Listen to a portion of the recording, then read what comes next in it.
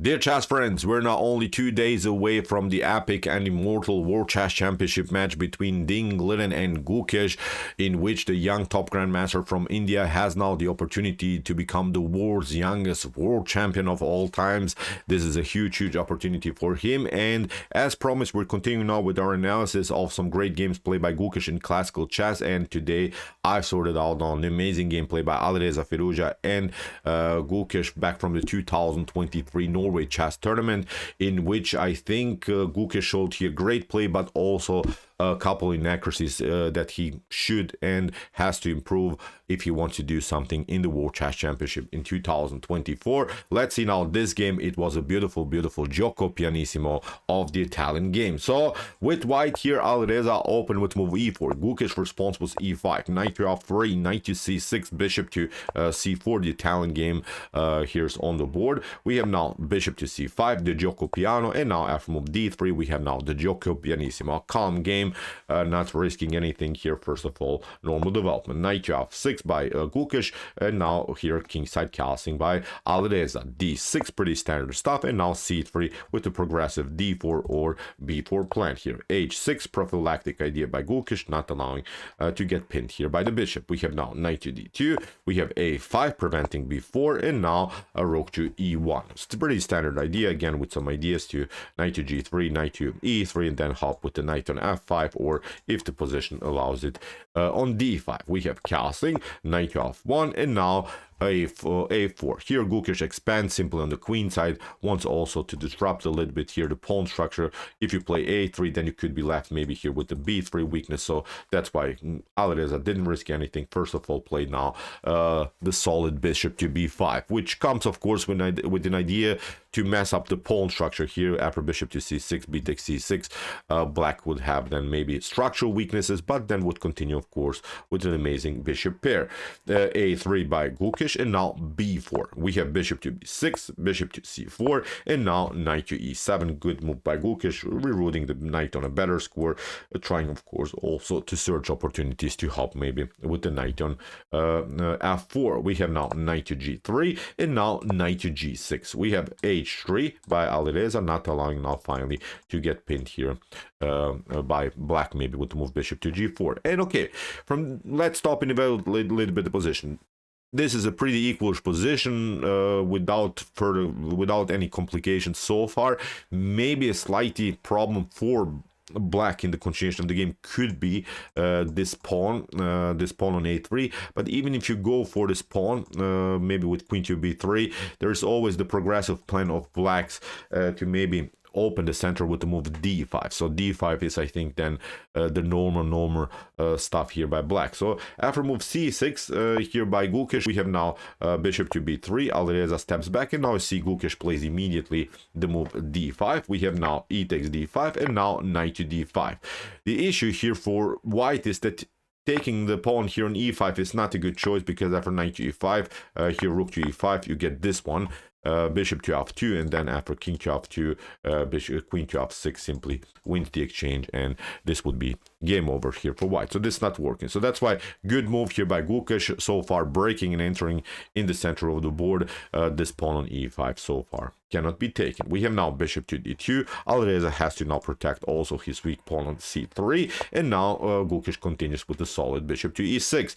We have now knight to h5. Great attacking move here by Alireza, and believe me or not, Gukesh makes already a huge mistake in the game. That's what I meant. He has to, if he wants to do something against Ding Liren, he has to prevent himself for doing something like this. Look at this here, Gukesh played now the move bishop to c7, and he didn't realize the tactical problems that he already has in the position. A better choice is here, first of all, to play knight to e7. You have to now get the new defender into the game, and now after something like, I don't know, bishop to e6, f takes e6, you still continue the game, and now at least you have opened here the the f file. Also the d3 pawn is weak, so again many tactical opportunities now for black. Or for instance, if you try here bishop to c2 to stay with your bishop on the game and to maybe cover the d3 weakness, then f6 would create here a solid structure it's not a problem. Even if maybe something like knight to e5 happens, this is again not good. So here for white, after rook to e5, bishop to b3, we attack the rook, and now again this pawn on d3 could be a problem here in white's position. So knight from d to e7, you have to realize that you have to bring a new defender into the game. But here for bishop to c7, the problem is now that this knight is already very dangerous. So Gukesh didn't realize that. So here Alireza continues with a great plan with the move d4. First of all, he improves the pawn that was weak in the first split, and now after e takes d4, my question here for you is what's now the best idea here for white? Pause the video and try to see now the best opportunity. It's not like white moves and wins the game, but I guarantee you, I'm not sure if Gukesh would come back into the game if Alireza would have spotted this move. So maybe just for fun, take your time and see now the best opportunity here for white.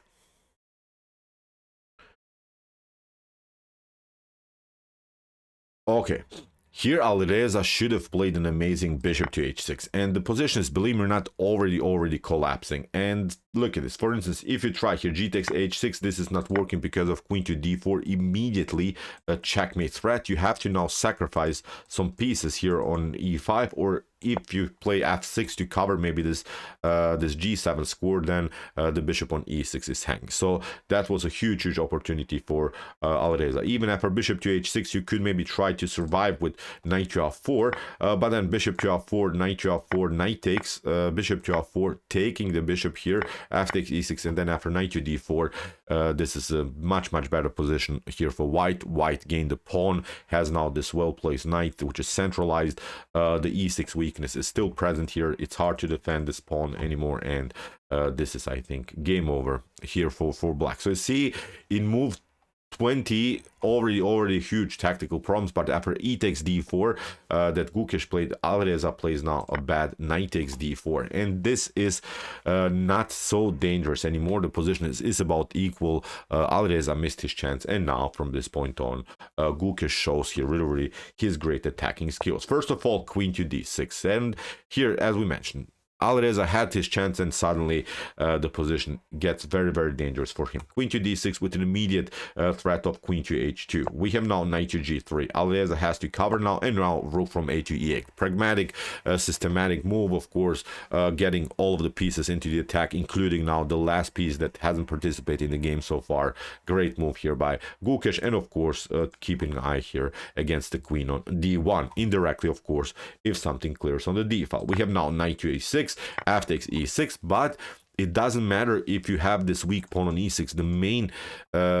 The main strength, I think, of black's position is now this solid setup in the center of the board around the square d5. You cannot play c4 because then this knight is hanging, this pawn on b4 is hanging. So the knight is so well placed. Even if you give up here the bishop for knight, then black would simply improve the position of his pawn structure, and would continue the game with a powerful bishop. The knight can always jump here, also here on h4. So very messy, I would say, here position for white. Although the engine gives here really equal chances. 0.0 is the evaluation current here, but I would always love to play now this game more from black's perspective because of this powerful, very beautiful queen and bishop battery here on the dark horse. So here we have now queen to g4, attack against the knight, knight to e5. We have now queen to e2, and now a beautiful move here again by Gukesh, knight takes b4. If you play c takes b4, then the bishop on d2 is hanging. Again, a messy game. So that's why bishop to g5. Here Alireza says, okay, I'll give up my bishop, but I'll give it up in my terms, so at least you have to mess up your pawn structure. But here Gukesh says, okay, why not? H takes g5. We have now c takes b4, and now g6. Good move again, because there are many times the threats that the knight could jump on f5 or maybe here on h5. So this would be then very unpleasant here to handle for black. So after g6 here that Gukesh played, Alireza continues now with rook from a to d1, and here we have queen to b4. Here knight to e4 is of course not working. If you ask yourself the question, if you, instead of rook to d1, if you maybe are trying to include the queen into the game, then this idea is working. Knight to f3, and it could be very dangerous if you pick up here, then queen to h2, and then we pick up here the queen, it's game over, of course, here for white. Great tactical preparation. So that's why rook from a to d1. Gukesh grabs now pawn, and now Alireza makes a huge mistake with bishop to e6. And this is again not good. Seems tempting that you're getting a pawn, seems tempting that you get your light square bishop into the game, but this is not working, because basically you are improving the position of your opponent's king, and now the king on h8 cannot be really attacked by any of the pieces of whites, which is really crazy. In order to stay in the game now, Alireza should have played the line that we have discussed previously with knight to e4, because the queen is not on d6 anymore, and this sudden tactic with knight to f3 is not working anymore.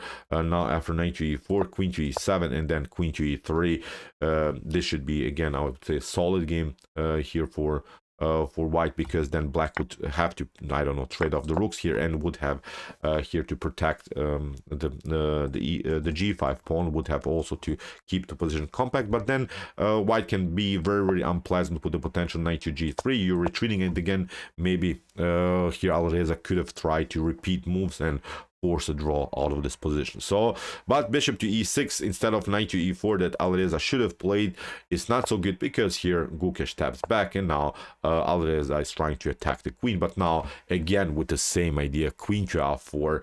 Look at this, f2 weak, again the h2 weak, h2 square is weak, so again with the same tactical problems, Alireza is now continuing the game. We have now rook takes b7, but now knight to d3. Here Gukesh goes all in, attacks now the rook, attacks now the f2 weakness. Here, even if you try rook to f1, then knight to c5 is also a great move. We attack the rook, you attack the piece here. Again, a messy position here for Alireza. So after knight to d3, Alireza tried rook to d1, but now a beautiful knight to c1, an attack against the queen. Here Alireza had to now give up the rook for a piece, but now after queen to c1, Alireza steps back, and now rook to d2 continues simply the pressure against the queen drops back to e4, and now rook to f2. Both rooks are getting now here on the second rank, and this is tactically game over here for Alireza. But Alireza tried rook to c7. Seems so that maybe he could try something to do here against black's king, but now rook takes g2. Correct tactic here by Gukesh, because after queen to g2, rook takes g2, and king to g2. Now first a check, we have now a king to g1, and now a new check, and you see now after queen to e6, Gukesh calculated everything in a good way. He got now a piece back. If the game would have been continuing, maybe rook and two minor pieces against the queen, then it would be playable, but Gukesh, you saw, calculated really great way, and now he took the bishop on e6, continues now with the c pawn, which is, I think, very important. The c pawn is a pass pawn, and now it's protected, and in this particular position Alireza Firouzja resigned. So great game by Gukesh, great game by Alireza. I would say also Gukesh has to be careful about this middle game tactics if he wants to really do something against Ding Liren, because Ding Liren is, I think, well prepared in the openings that he would choose to play. Maybe not in all openings, but I think Ding Liren will come with a great setup of his own openings, with his really home and with his preparation that I think fits for him. And probably Gukesh will not win the games immediately in sort of a tactical way in the early stage of the game. If Gukesh wins the games will last for really long time. So Gukesh has to survive really Ding Liren's preparation, because in this game it was slippery how he played. Almost lost because of a huge tactical opportunity by Alireza Firouzja. But if he focuses on the early stage of the game and gets maybe later into end games where he has really a great calculation, then he could make something against Ding Liren. But really Gukesh has to be careful, because Ding is also beast. We know is of course the world champion in chess. So okay, I hope that you enjoyed this game. I really enjoyed it a lot. Interesting roller coaster it was by two talented young players between Alireza and Gukesh. If you want to see some other commented chess games here on my YouTube chess channel, check out our two playlists, commented chess games, and also my commented chess games played by computers, where we analyze some beautiful AI games. And if you like this content, hit the subscribe button. See you soon with some more videos, and what do we say in the end? Chess is the best, of course.